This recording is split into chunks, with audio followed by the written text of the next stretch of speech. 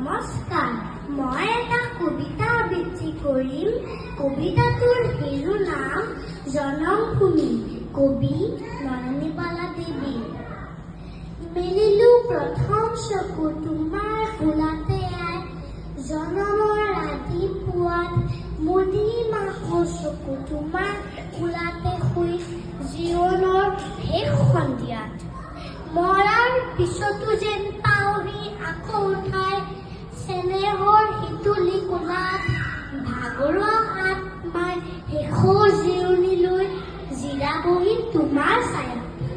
পখী হৈ আকাশৰ বুকুত ফুৰি ফুৰি বাহল্য ওখ বেৰিঘৰত, ফুটিৰ লগে লগে জগাম তোমাক নিতে বনৰীয়া সুমতি গীতত।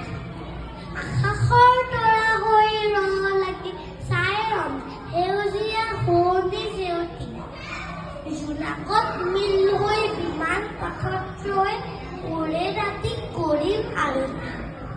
দুখীয়া ভগা বজাৰ এশোষণি তীৰ্থতাত, এশোষণি পুণ্যৰ আশ্ৰম মৰিলেও পুনৰাহি, দুখীয়া দেশতে মোৰ লওঁ যেন পুনৰ জন্ম। জয় আই অসম।